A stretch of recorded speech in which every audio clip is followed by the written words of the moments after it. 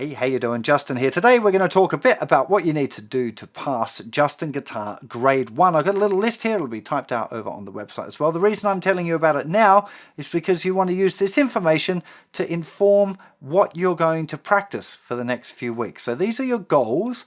You want to think about what you need to do to achieve these goals and then practice those things.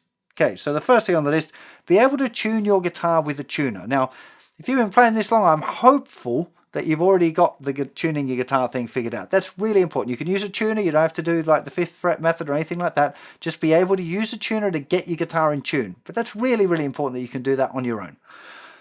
You need to have memorized the 8 essential beginner's chords. Okay, so A, D, and E, A minor, D minor, and E minor, and C and G. Okay, those 8 chords you need to play from memory in any order, straight away. Not, oh, C, was that, which one? No. You need to be able to say the name of the chord and just play it straight away. Okay, you should be pretty much there by now, I would hope. Okay, you should. I can't imagine many of you are going to struggle with that, but it's on the list. Make sure that you know all of the chords from memory without any little hints or chord charts around you. You need to be able to play all of 8 of those chords perfectly more often than not. So more than 50% of the time, when you play the chord, all of the notes ring out and you're muting any strings that need to be muted, and most of the notes are coming out most of the time. Okay, so at grade 1, I'm not expecting all of the chords to be sounding as amazing as if you've been playing guitar for 30 years. Okay, I just want the chords to be sounding good most of the time. It's really hard for me to define it any closer than that, okay? Because ideally I'd like to be able to hear you and go, hey, you need to get those, that buzzing sorted out. But ideally you don't want to have notes in the chords buzzing. You don't want to have notes muted. You want to have all of the notes ringing out nearly all of the time, at least 50% of the time, okay? Ideally, all of the chords perfectly all the time. But for some of you, that'll be a bit of a struggle. So that's why I'm setting it at more often than not. So more than 50% of the time, when you play a chord, all of the notes in the chord sound good. Okay, no buzzy notes, no missed notes, no muted stuff. And you, of course, you've memorized the chords so you know how to play them. 1 minute changes. All the chords are over 30 changes in a minute. That's 2 seconds on each chord change, which is a lot. Okay, 30 counting every chord change. Okay, so each time you change chords, you're counting. So 30 chord movements in 1 minute on any pairing of chords of the ones that you've learned so far. Okay, now I've given you suggested ones of ones that are more important than others, and I've suggested that you pick the ones that are in the song. So it might be possible if somebody picked 2 that you weren't really familiar with that weren't in any of the songs that you looked at, you might find that a bit of a struggle. So again, we're being a little bit forgiving here. It's self-assessment, so it's up to you. But I would be aiming for any of the chord changes you should be able to do with 30 changes in a minute using the 1 minute changes countdown thing. The next thing on the list is strumming. And I want you to be able to play the old faithful strumming pattern consistently at 80 beats per minute. So put a metronome on at 80 beats per minute and play along with the metronome. Stay with the metronome and be able to stay on that strumming pattern almost all the time. Now, of course, we've talked a bit about adding variations and that it's okay to change the strumming pattern if the hand keeps moving. So as long as you're keeping that hand consistent, if you put in an extra strum here or there, doesn't matter.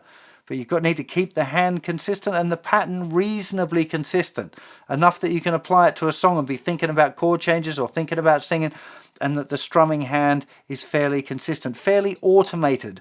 It's the automated bit that I'm looking for, but that's a very hard one for me to test, or for you to self-assess.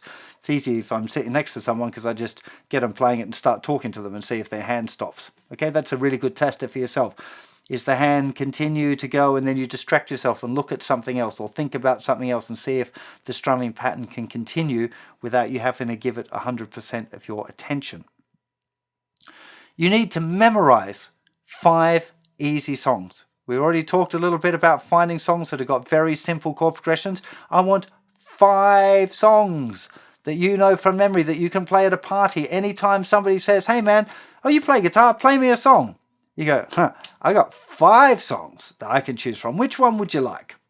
Okay, you need to memorize 5 songs that you can play. And again, I'd recommend ones with simple, repetitive chord progressions so that they're the same all of the way through. So if you can remember the chord progression, you've got the whole song. You don't have to worry about learning a different chord progression for the bridge or something like that. I would like you to have played a song in front of someone. Now, if there's no one around that you can play, you need to record yourself playing a song and pop it up on YouTube. Just use your phone, whatever. It's just about you getting that experience of actually performing a song for someone. Could be a partner, could be a friend, it could be at a party, it could be at a barbecue, it could be with a phone and putting it up on YouTube and asking someone to watch it. The experience of doing that will teach you a whole lot of stuff. Probably make you feel a little bit nervous. You'll deal with a whole heap of different physical experiences in doing that. And it'll expose any weaknesses, any problems, particularly if you watch it back, if you video yourself. You go, oh yeah, my strumming was a bit rough there. I fluffed that up pretty badly. I need to work on that. So it might expose some things that you could use that as a little test as you go. Recording yourself is a great way of checking up that all of these things are going pretty well. Okay? I would recommend, you don't have to, but I would recommend that you've done ear training grade 1 and music theory grade 1 as well. Now you don't have to, these are optional extras, okay? A lot of people don't like doing it. I'll be straight with you. When I used to have ear training as part of the course, a lot of people just skipped over it and didn't do it anyway. So now I've changed it up, I've tried to make it a little bit more focused, a little bit more possible to do later and just go straight through it if you want. So you could leave it out. But I would recommend that you at least go and have a look at ear training. Just, again, grade 1 ear training, a grade 1 music theory. Grade 1 music theory, we kind of mostly covered in this course anyway, but there's a few extra bits in there that you can check out in the practical music theory course. Grade 1 and grade 2 are still free, so go and check them out and have a little look. And if you're enjoying the theory progress, you can pay and do the rest of my course there online as well. So that's it. That's all you need to do to pass.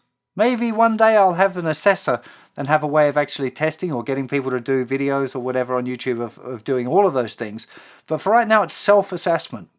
You don't want to be brutal with yourself. You want to be forgiving and kind to yourself, because remembering this is a fun journey. The whole idea of having a kind of test, a list of things that you want to do, is just so you can watch yourself progress. Okay? It's much more about that. It's about the feeling of achievement, going, I've done this. I've finished grade 1. I can play all of these songs. I can do these chords. I know these strumming patterns. Yeah! Well done me. That's much more what it's about. So be kind to yourself when you're thinking about, if you sit down to test yourself, be kind about it. Don't be horrible to yourself, but at the same time be realistic and, yeah, man, that's not good enough. I need to work on that a bit more before I pass myself on this. Okay? So next up, we're going to talk a bit more about practice and the things that you might want to do that'll help you get through and pass all of those things so you can pass out on grade 1.